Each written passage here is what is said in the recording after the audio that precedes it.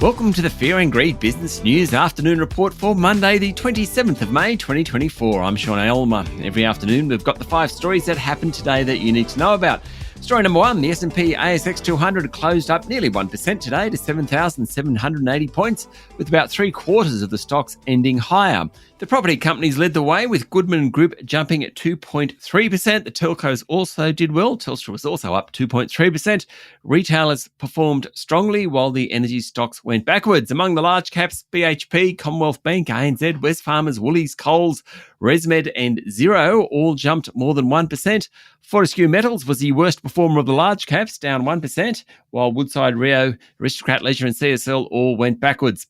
In corporate news, Australian Vintage, the owner of wine brands McGuigan and Tempest 2, is pursuing a capital raising after large rival Accolade Wines temporarily ended merger talks. That meant Australian Vintage was in a trading halt today. Online luxury platform Satire jumped 10.5% after it rejected allegations in the media that customers purchased counterfeit products from its site. Neuren Pharmaceuticals rallied 16% after revealing positive trial results for its proposed treatment for Pitt-Hopkins syndrome. And Megaport chair Bevan Slattery has sold a $15.9 million block of shares in the tech company he founded. The stock fell 2.4% today. Also should mention Bonza. Its administrators have won 2 more months to try and find a buyer for the budget carrier after the federal court granted an application for the extension. Story number 3, Optus has failed in its efforts to keep secret a Deloitte report into the cause of a major cyber attack in 2022, meaning class action lawyers Slater and Gordon will get access to the document. The decision of the full court of the federal court is a win for Slater and Gordon, the law firm pursuing a class action against Optus, alleging the company failed to protect its customers' personal information. The report won't be publicly released, though some of its content is likely to come out through the class action proceedings. Last week, the Australian Communications and Media Authority filed its own lawsuit that also alleges Optus failed to protect the confidentiality of personally identifiable information of its customers. Optus is defending both the class action and the ACMA lawsuit.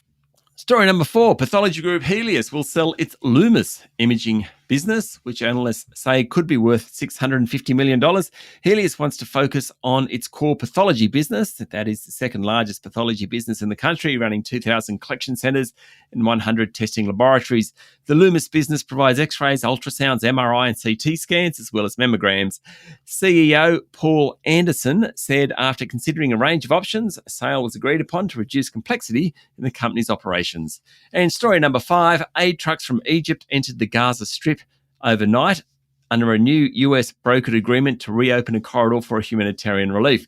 Egypt had blocked aid from entering the enclave via its territory since Israel's seizure of the Rafah crossing, which provides access to southern Gaza, in early May. The two sides have traded blame over that crossing's closure, even as aid has piled up on the Egyptian side. According to the New York Times, after US pressure, Egypt agreed to divert trucks through the Israeli-controlled Kerem Shalom crossing, which is roughly 3 kilometres from the Rafah crossing, as a temporary measure. Some 126 trucks from Egypt containing food, fuel and other necessities then entered the Gaza Strip.